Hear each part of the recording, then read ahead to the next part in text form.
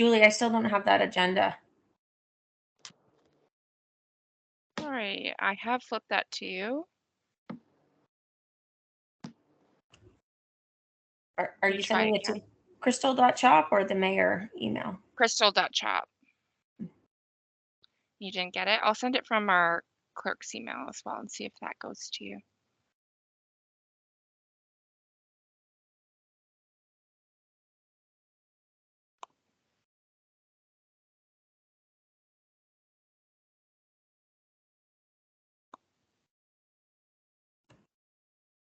It's okay, Dusty, go ahead. I'll figure it out here. Okay, sounds good. So doing a recap, the reason for the special meeting here is for a zoning amendment application that's been currently received as information. It is for a Coles Notes version, a 100-acre farm area that is looking to be split into two 50-acre parcels. And the county has asked us for some AAB input into this program, as well as the potential for setting precedents for splitting larger parcels into smaller parcels of land. On one side, my initial comments is agriculture is changing. A lot can be done with whether either greenhouses or high value crops that large tracts of lands may not be necessary or deemed needed for operations. On the other side is that we do see the potential of fragmentation of our county countryside and there's no, for severances and what it means for potential building lots and turning Norfolk County, being Ontario's garden, into potential hobby farm enthusiasts, which has goods and bads to that side as well. So I see we have some guests here. If at this moment, if we can get some introductions from, I believe, both Trisha and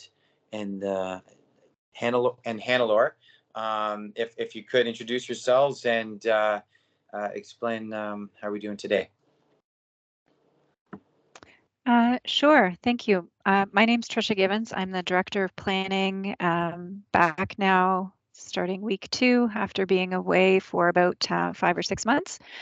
So I'm just here at the meeting. This was a file that had started over the last few months. So Hannelore has prepared a little presentation for the group and really is the expert on this. Just here to support and provide any clarification as needed. So I'll pass it over to Hannah. She's done this report for you, or the presentation for you. So go ahead. Thank you, Trisha. So my name is Hannah Yeager, and I'm a new member of the Norfolk County Planning team, and very, very excited to meet you all. This is an exciting file that I've inherited, so hopefully I can be the best expert possible. And without further ado, I can start my presentation. Just let me know if you can see my screen.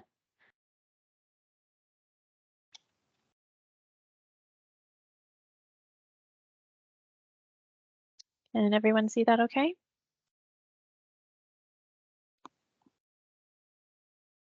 Yes. Yep. Okay. So just as a note, this presentation has been adapted from the original public hearing committee presentation to council, which was prepared by my colleague Jennifer Caterino for the zoning bylaw amendment application, which is the first part of 2 potential applications. So the first being the zoning bylaw amendment, and the second being the consent application, which will be heard at the Committee of Adjustment pending approval of this zoning bylaw amendment. So to review the proposal, which Dusty did a great job of with the Cliff's Notes, here's a little bit more in depth. This application was received to amend section 12.1.2, subsection AI of the zoning bylaw to permit 2 proposed parcels to have a lot area of under 40 hectares. This would facilitate a future severance to create 2 20.4 hectare or approximately 50 acre agricultural lots. The site is located near the intersection of Wyndham Road 10 and Wyndham Road 19. It is predominantly designated and zoned agricultural. And a western portion of the subject lands is designated and zoned hazard land with an overlay of significant woodlands. If we understand the parcel as having a northern and southern half, which are proposed to be severed in the future, the northern half contains an existing greenhouse, and the southern half contains a greenhouse, several barns, kilns, and a dwelling. And a site plan sketch is available as attachment D in your package. As supporting documents to the submission, the applicant has provided a planning justification report, which is included as attachment B, and a business plan prepared by Dr. Harry Cummings, which is included as attachment D. So this application has been heard at the Public Hearing Committee in July of this year. The Planning Department has since received a comment from the member of the public who lives near the subject lands. They are requesting that the zoning bylaw not be approved to keep that minimum lot size. And in summary, some reasons for this request include that the land will not be large enough to maintain a viable farm. They note a number of severances have occurred in the surrounding area. They discuss a nearby property which was severed in the past and had a greenhouse which was used in the past for illegal cannabis, is now vacant and unmaintained, and so they believe it will not sell due to the current lot size. They also discuss whether the subject lands can be resevered in the future or have additional homes. And then lastly, there's some discussion on other farmers in the area being unable to sever land, which may discuss or question some fairness or consistency. A fulsome review of the relevant planning policy to this application has been summarized in my colleague's Public Hearing Committee report. However, excerpts from the official plan have been included in attachment A of this memo. Some key policy sections include section 723AI, which states severances in the agricultural designation may be considered for the assembly or disassembly of agricultural lots for agricultural uses subject to the policies of section 7.24. And 7.24 outlines 7 considerations which applications to disassemble agricultural land before 40 hectares are subject to. The applicant's planning justification report includes information which is intended to address these criteria. Planning staff is seeking feedback from the AAB to help determine if the application satisfies these criteria. So in conclusion, this is being presented as part of a full public engagement process, and we're seeking the board's input and expertise in 2 areas. Whether the application meets the intent of that official plan policy, so specifically whether the creation of a farm parcel below the required minimum lot size impacts its future viability. We're also curious on any input on the potential availability of nearby lots and some long-term planning considerations. So to provide some more clarity, if this zoning bylaw amendment and consent do occur, this would create a new lot which would permit a future home to be built. The official plan policies currently permit homes to be severed as surplus to farm operations, providing they are 10 years old, in addition to some other official plan criteria. So understanding the AAB's comment on this potential for long-range land use planning considerations is also important to us. After your feedback has been received, I will be integrating all public hearing input to my recommendation report. And again, just thank you for your time, and I am available for any questions. Thank you. I appreciate that. Mayor Chop? Thanks, Dusty. Hannah, could you just explain that last part again? By doing this severance, you're then able to apply to put another home on that second farm? Yes, that is correct. Yeah. So why, when we went to the ministry, I mean, we had the challenge there with Tom Klein. I don't know if you were here at the time, to create, a second severance for farmers. Why is it that we can't create a second severance with a 1 acre parcel on a 100 acre farm, but we can now split a farm and two, and then be permitted to have two homes. Thank you, Mayor Chop. Through the chair, if I understand your question correctly, it could be, if I understand what you're referring to, is the typical zoning bylaw amendment which occurs after a home has been severed surplus, wherein the retained portion of the lands aren't able to build a home. In this case, when we're approving a zoning bylaw amendment to permit smaller lot sizes for a future severance, Section 723 of the official plan outlines that this is a different type of consent. So it's not a surplus that's happening right now. It's a disassembly of agricultural lots for agricultural uses, subject to the policies of 724. So once that consent occurs, they're creating a new viable lot which can have a dwelling. But let me know if I've misunderstood. Well, a little. Sorry, Dusty. So we had a challenge that went to the ministry. Victor Coopy was the farmer, and Tom Klein, and that was to sever a second lot off of a farm. So it was kind of our initial challenge to being restricted to only having one lot severed, and we lost. So my concern with this is, I mean, it's not really a concern. I just don't understand why a farmer, then any other farmer in the future, would be able to go, if they want a second lot for a family member or whatever the case may be. Now the deal is you've got to split up the whole farm and then you can build a second house. But within our own official plan, to sever a second lot that's only 1 acre but keep the farm together, you can't do that. Am I missing something?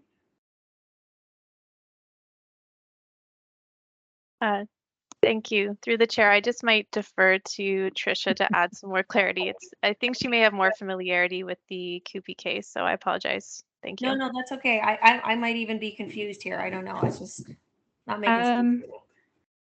Thank you. No, I don't think you're confused. I think these are really good questions and really important questions. So the context for this application is that the farm will continue to operate. It's the question. The test on this specific application is, can the farm continue to be viable when it's split, when it's reduced from the minimum 100 acres to the 50 acre size? The Kubi application was to create, and I came in as that had already started.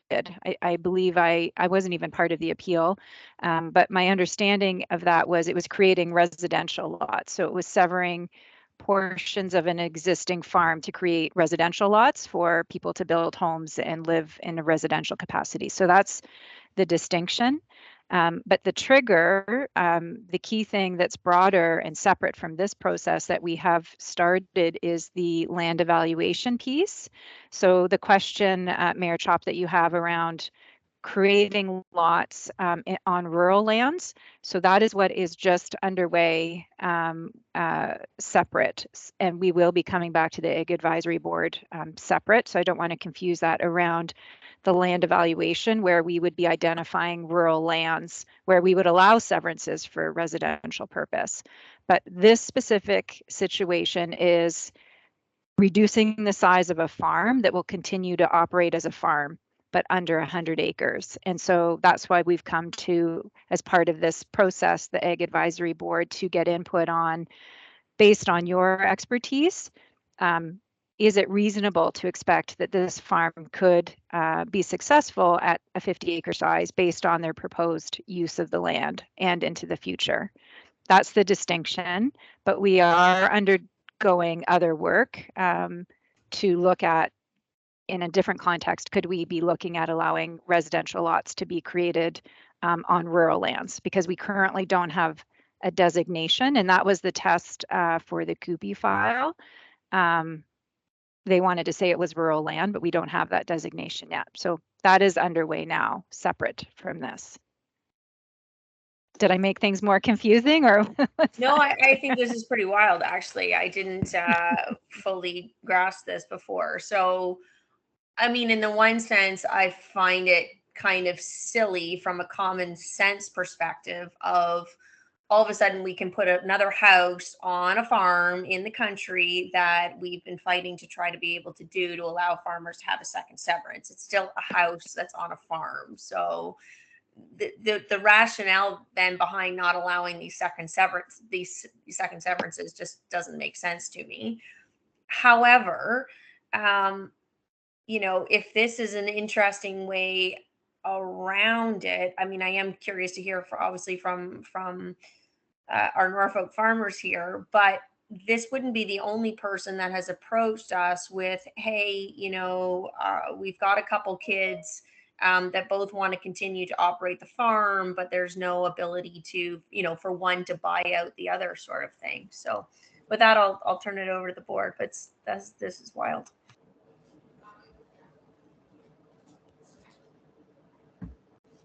Wild, sorry, in an interesting way. Sorry, Norfolk West Side Internet. I apologize.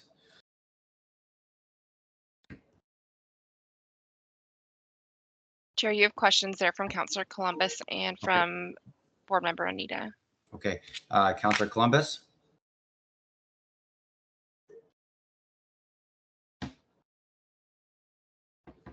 You're on mute, Councillor Columbus. Oh, there we go.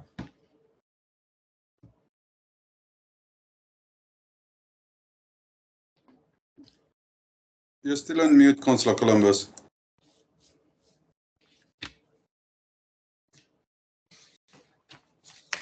While Councillor works on that, Anita, if I may. Thanks, Dusty. And I believe Mayor Chop brought up some really valid points. I like her referral that this becomes an interesting case of how we could possibly add more residences in our rural area. One of the things that I had taken a look at out of all the points, and there was the need to demonstrate that nearby lots of similar size are not available and suitable. And the comment was that the policy is not relevant because both sets of greenhouses already exist. Now, these greenhouses only went in, the second set only went in 2019 and 2020. And so there can be some interesting planning going on to put a second set of greenhouses or a second poultry barn or whatever it takes. In particular, a 100-acre farm can go from concession to concession, and you could have a poultry barn at either end depending on your nutrient management plan and how you dispose of your waste and things. But this is looking to be more creative. I wasn't aware that a future home would be allowed on such a lot, and so there's some creativity that has gone on here, and I am concerned about precedence at this point. Yes. Great points, Mayor Chop and Anita. Councillor, we got you, sir?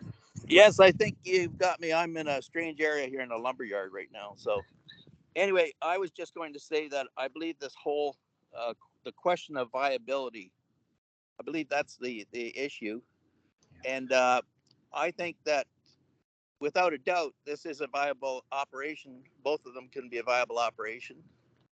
And all you have to do, I don't even know why we had to go, or the applicant had to hire an outside consultant to look at viability, because all you have to do is look at the capital infrastructure that's on the separate properties, and also the number of employees that they each have that are working on the premises. So I don't see a problem with this. There's going to be an extra house for sure on the other 50 acres. But to me, that's probably what is needed. If they're two separate operations, I don't know how big these greenhouses are at this time, but surely if there's room for another 30, 40 acres of greenhouse to expand on the 50-acre parcel of each, then for sure it would be more viable than what it is now. Okay. Thank you, Councillor. Mayor Chop, I see your hand still up. Yeah, thanks, Dusty. I guess my challenge with it, I don't disagree, Councillor Columbus. I guess the hard part I'm having is that we've had other people that want to put a second dwelling. And we, because of policy, that hasn't been able to happen. But we're having to use creativity to get to a solution that allows basically the same thing to happen. I mean, whether this farm, whether it's a viable farm that's on two separate plots, or whether it's one farmer with one plot with two homes, I don't really, so I'm not concerned with this application. I just, now I'm thinking, why have we had so many hurdles trying to get to where we were trying to get before, Councillor Columbus, which is to allow those second lots? You know what I mean? It shouldn't take this element of creativity to make the same thing happen if we want it to happen in other cases as well. It's our own plan.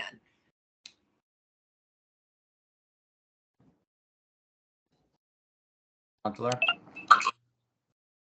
Yeah, I don't know the details of the other lots, but I guess if you're a cash cropper, it's a whole different story. But when you're into a specialized field of agriculture, like growing vegetables or flowers, it's quite different to have a viable operation compared to some of the other applications that perhaps have been requested. Okay. I have a couple comments on it that let's focus on the viability side, and then I would like to circle back. I know now we're really opening up, especially when it comes to severances. This is not a 1 hour meeting, by no means. But if the intention was, and you're also speaking with a fellow greenhouse grower, over 7 acres grown here, currently with more being planned on the way. You don't start planning a multi-million-dollar greenhouse. The cost of per square foot or by acre now for any sort of 4-season greenhouse is about a 1.3 to $1.5 million an acre right now. And this was built in 2019, which is now going three years ago.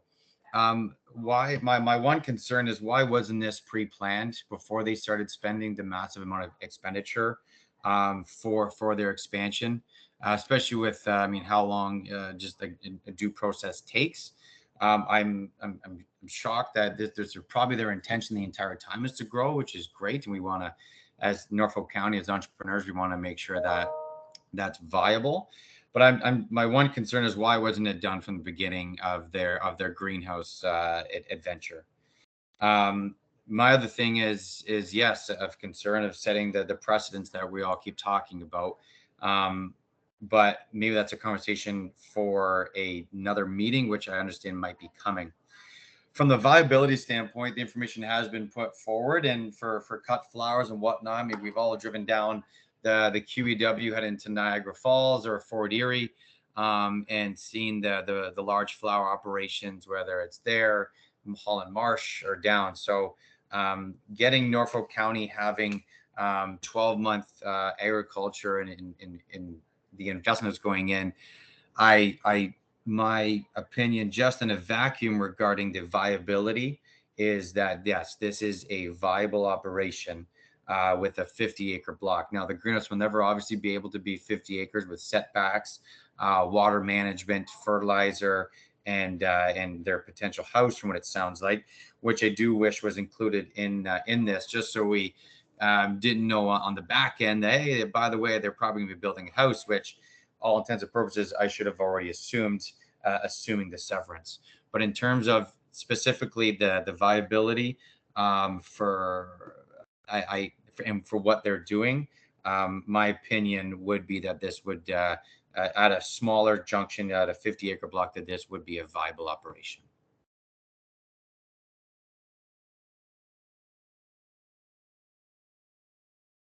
Now, I have unfortunately lost everybody on my screen. I can't find you all, but if anyone has a question or comment to follow up after me, if you could please do so until I find where you guys are hiding on my computer.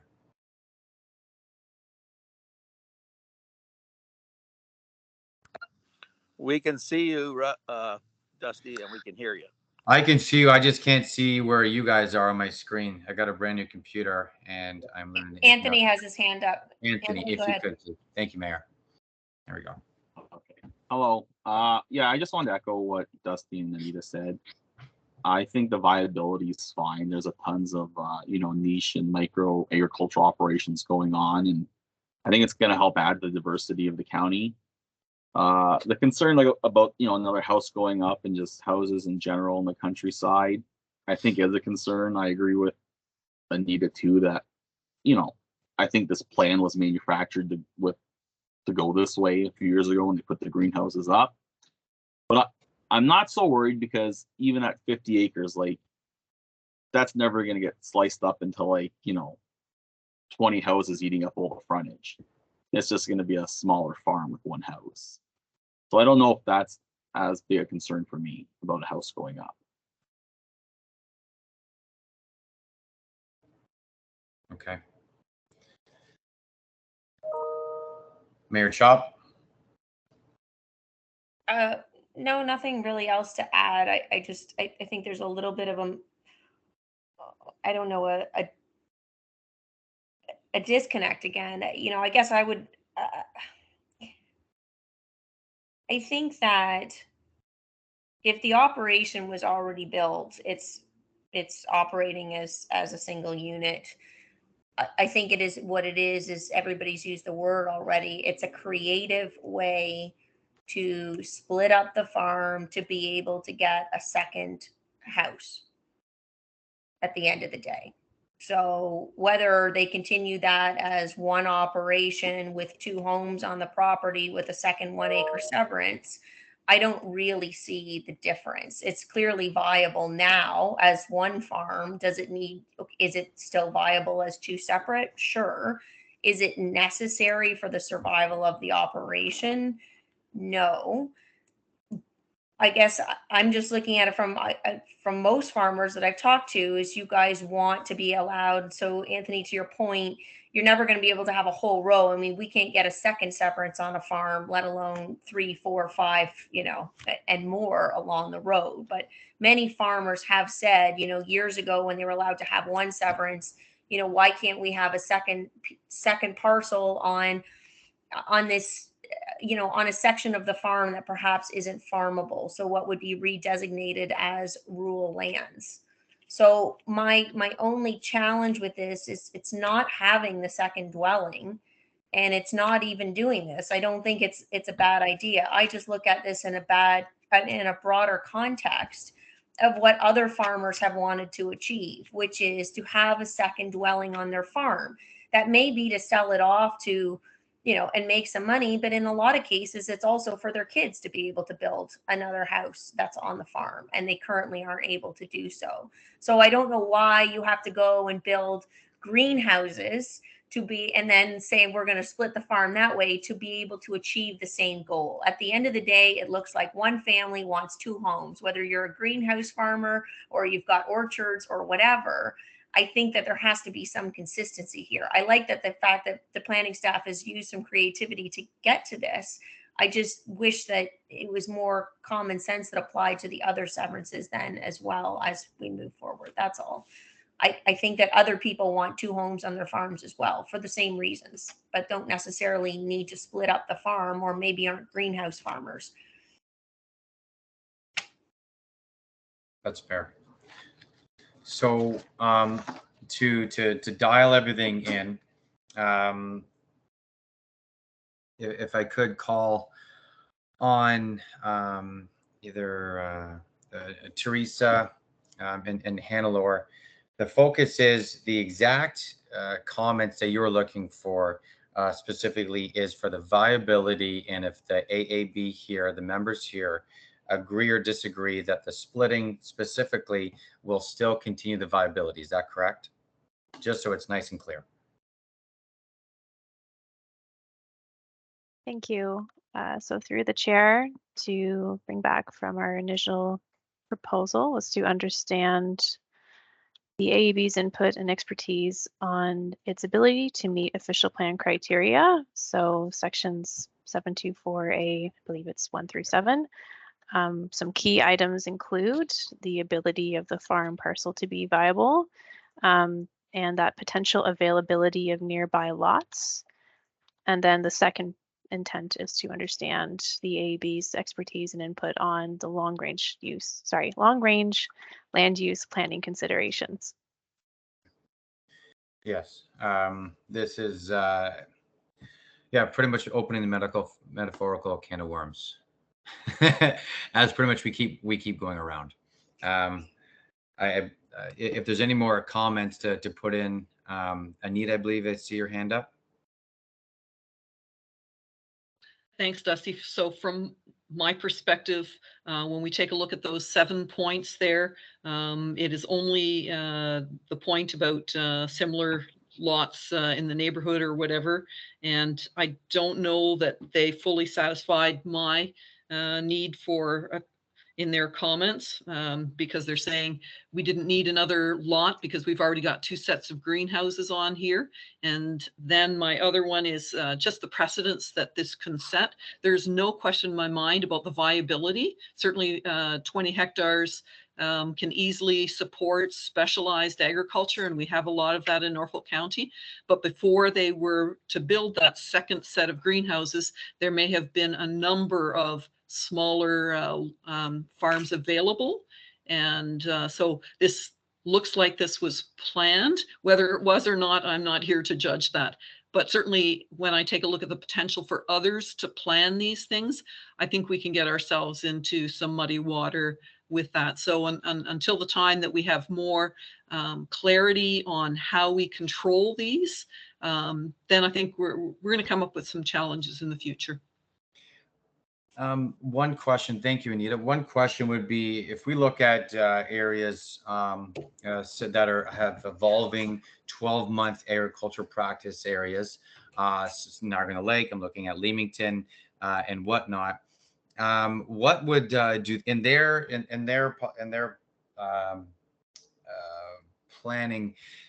What is their minimum? I know I'm just maybe throwing out a question. You don't know that answer at the top of your head. If you do, amazing. Like, what would their minimum be? Because we might start seeing this type of operations become more and more applications across our desk that maybe we need to be ready for.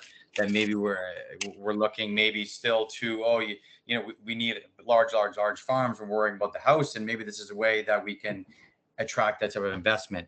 What would these counties have in their policy for relative minimum agricultural lot sizes? Because we're looking effectively for a minimum. We need to build a floor somewhere that the AAB and then the farming community can agree upon, so that we don't have the checkerboarding happening across our county. But I'm all for finding a way to, as a farmer, finding a way, hey, how can we get a second dwelling somewhere, potentially look down the road for potential investments, attracting investment to Norfolk County, but as well entrepreneurs. But I would love to understand, okay, what is an agreed upon minimum lot size that also isn't going to just become investments for people from urban areas looking to, they want to grow a couple peach trees. So I don't know if Hannah did any research for this. What I know is, for example, in Niagara on the Lake area, they do have smaller minimum lot sizes for, oh, it looks like I'm freezing. Can you still hear me? Yep, you're good. I'll just turn my camera off there. They do have a reduced minimum lot size. And I do understand, it's my understanding that the last official plan review that minimum lot size was looked at, and ultimately it remained the same. So the quick answer is some jurisdictions have done the additional work to consider reduced lot size. I think Norfolk has stayed at the 100 acre, and that 100 acres is, as we all know, a very historical number that's existed since at least the 70s, if not before, from old policy. So coming back to the LEAR exercise that we're doing, there will be some additional work and information coming your way that will continue this conversation, because I absolutely agree. Depending on what you're farming, the farm size, one size certainly does not fit all, so cash crop to others. So we do have some additional work from a policy perspective on minimum lot size for farm, and depending on the farm size. So that work is coming and is underway. And we will, of course, be engaging your committee, the board, as we go through that journey. So part of that work, we will be collecting the information you've asked for. I simply don't have off the top of my head numbers for you at this time, other than I do know Niagara, so with the wineries and the tender fruit, they do have smaller lot sizes based on the type of farming there. Okay. Mayor Chow, I'll just get out one more comment if I could. Yeah. One of the comments that just came to head as well is also trying to get attracting new farmers into the industry. And it's hard to buy a 100-acre parcel, a 50-acre any sort of parcel. So the potential of dropping the minimum, yes, we might have the ability to have more houses, which is great. But also one of the potential wins on this is that we might be having another potential resurgence of keeping farmers in Norfolk County. With the ability to younger people, whether it's like I know Farm Credit Canada has their minimum young farmer loan is at $1 million. It used to be 500,000 for years. Now it's at $1 million. There's a potential here by allowing the minimum to be lower for investment of youth into agriculture, making it more attractive. So just a comment for consideration as well for everyone here. Mayor Chop. I like that point, Dusty. I was just thinking, so let's look at this in the context. You've got a farmer that say has 180 acres and he's got a kid that they want to put a second house on the farm. So they can't do that under the traditional way. So now this comes out. So they're going to sever 30 acres off. But the deal is under this then, Tricia, they would actually only the wealthiest would be able to do this. The farmer would actually have to first build a greenhouse on that 30 acres and then say the rest of the farm with 150 acres with the fruit trees was viable and the 30 acres with the greenhouse was viable on its own, and therefore you can put a second home, correct? But the young farmer that wants to go and just buy the farm and get a loan and build that they would not be able to split that off and have him do it on his own. That's my problem with this is if you're going to do it, if you're going to do it by virtue of actually having the greenhouse already there on the property, I don't know that that's necessarily fair and equitable. And again, are you encouraging splitting up of properties simply by virtue that we don't allow that second severance? If we allowed the second severance and we allowed this type of thing to occur, then that farmer has the option to keep the farm together and have the second home on the entire farm, or to go because they want to split it up for a more specialized operation, or because it's somebody that's not part of the family, or just the family wants to be independent, whatever the case may be. You know what I mean? Am I explaining that? Yeah. If I I just could think it has to be fair. I don't think that it can just be whoever's got the most money to be able to build greenhouses now on 2 sections of their property or on 1 section of their property, then they can sever it, then they can put the house that they want. So if we back up, so this policy, so I've done a number of farm splits and supported a number of farm splits over the last 10 years with Norfolk. And this is the first example where, in my experience, where there's been the greenhouse has even been part of the conversation. So some of the other farm splits we've looked at is it's simply a disassembly. We've done cash crops, we've done some other fruit farms, we've done there's been multiple examples. So I don't know that requiring or the necessity of building a greenhouse plays into it. Each farm split is evaluated on its own merits and based on their own information. Sorry, can I ask you just to follow up on that? Sorry, but I thought the point was that with 30 acres, you're saying that's the only way for this to be viable is with a greenhouse.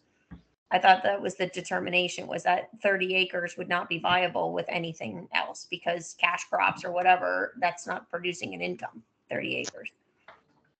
That hasn't always been the case. There's been some tender fruit examples or some other more micro, and I believe there was an organic farm over the years where they really only needed a reduced farm area because they were organic farming, and the way they farmed was different. So each case has been evaluated on its own merit and based on what the use was going to be. In this case, my understanding is, yeah, the key piece to it is the greenhouse being on the property has determined its viability over the long term. But each one has been slightly different, and this isn't a high volume thing. We don't get farm splits a lot. So over the years, it's not, I would say one a year would be generous in terms of the number that, and I don't believe there's been that many in the last few years. So, but they've all been very different and evaluated on different merits. What we all know, obviously, is that farming is changing. So it's either getting really, really big, or it's getting very, very small on a micro level based on some sort of niche market. And so that's where coming back to the board, I think, is a very good idea to get your input on this specific case and if it makes sense. And then, as I said, on a broader level, we're doing those other land evaluation pieces to help going forward.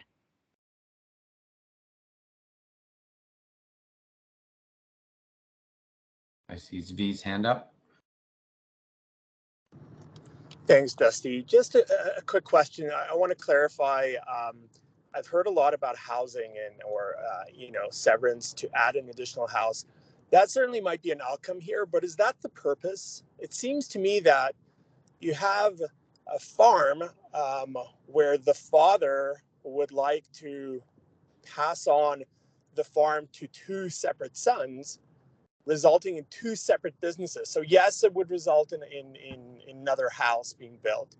But ultimately, it's not about one farm that's just severing it off so that they can add another house. You end up with two separate businesses operating independently of each other, each with their own revenue and profit models and operating models.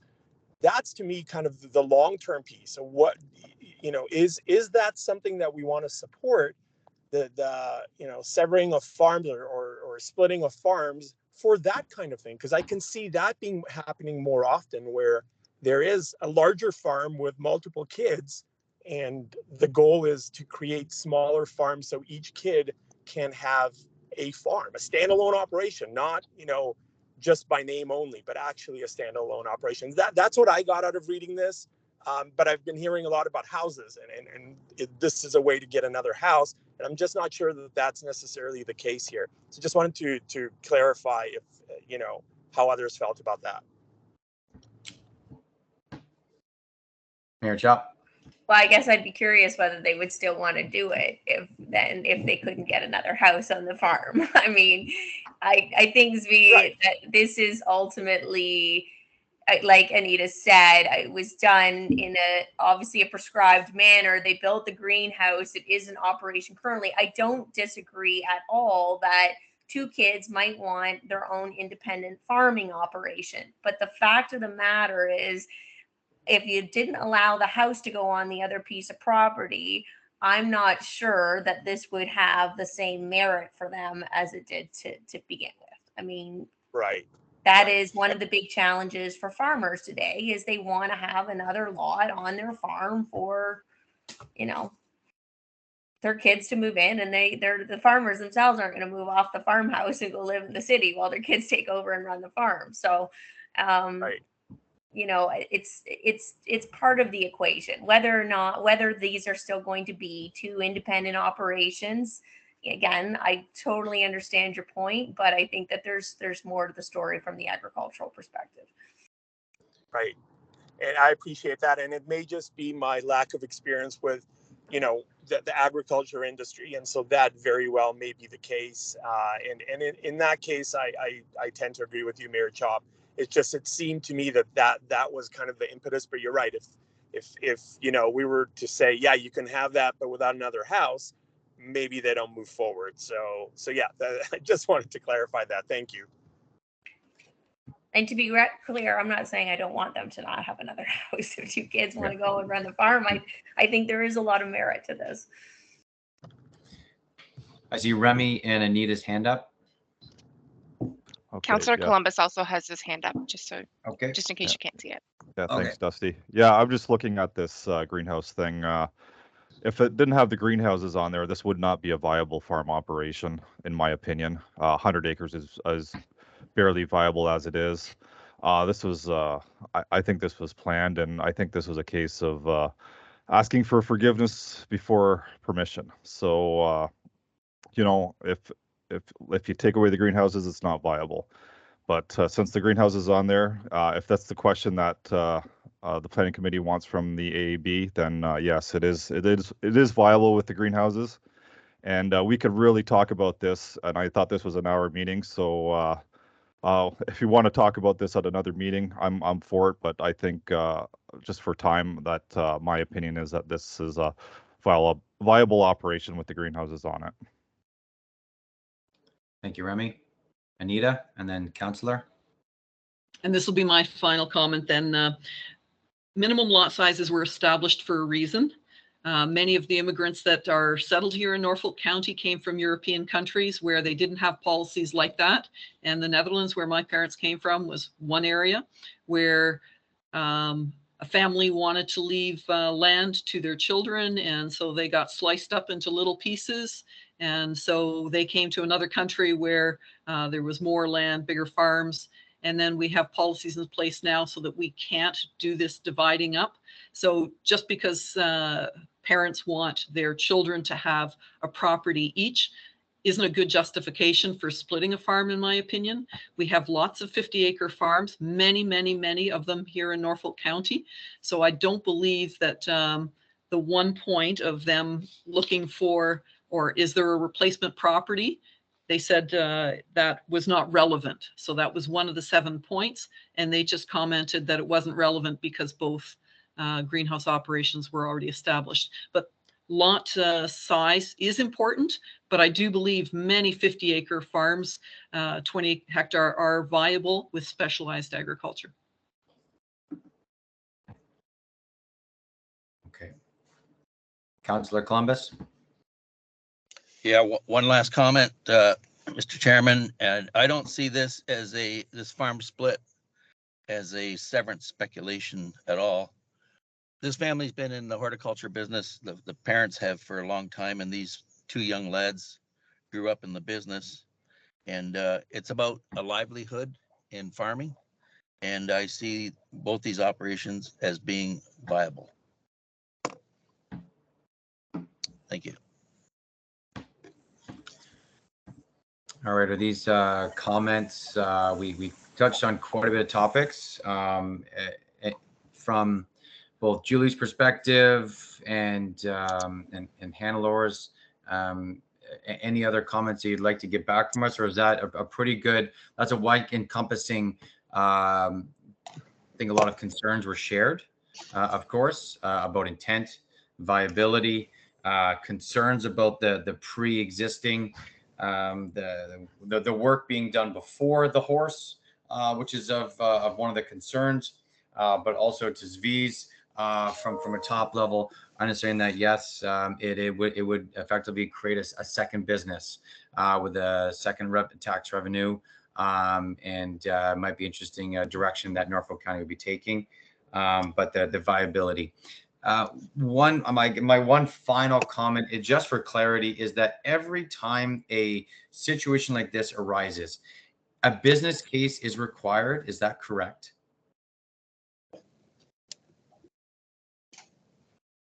Thank you.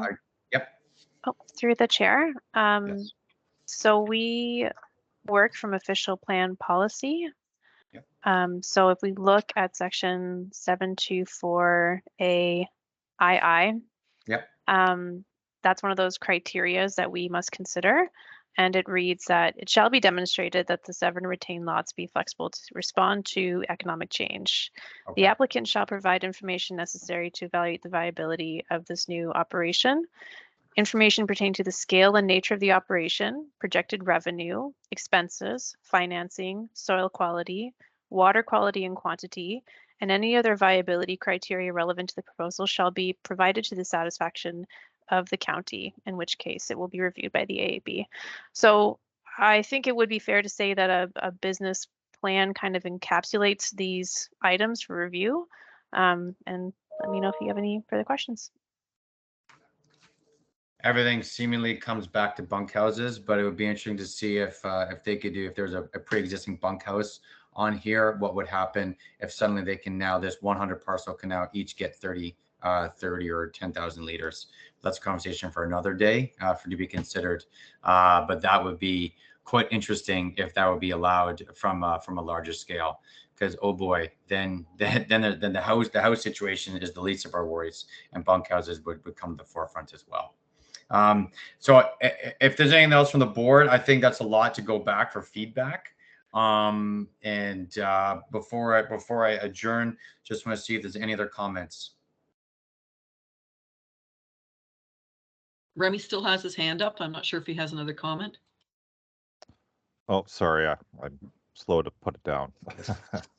Thanks, Remy. Okay. Well, thank you everyone for being here today for this. Sorry, Mr. Chair, Yep. we do have a motion from the report that we need to that we need to pass, and then we'll need to do a motion for adjournment after that. But I can read out the motion if you would like. Yes, appreciate that. Okay. That the information memo regarding zoning amendment application be received as information, and that the feedback provided during the special agriculture advisory board meeting be considered in the planning recommendation report to be provided to council at a future date regarding this application. If anyone would like to, do we all agree with that motion? If we need a mover, Anita would move. Yep. Thank you, Anita. Perfect. Can I get a seconder for that? I'll second it. Thank you, Anthony. Perfect. Any against or any other comments for that motion? Perfect. So moved. Beautiful. That's great. Could that, Julie, after this meeting, could you just send that out, please, either to myself or to the board, so the board members that weren't able to attend today, so they could see that? That would be appreciated. To clarify, you mean the motion? The motion, yes, please. Yeah, Thank certainly. you kindly. Okay, then thank you all for being here. I know it was the middle of the day. It's appreciated. And if I could get a motion for adjournment.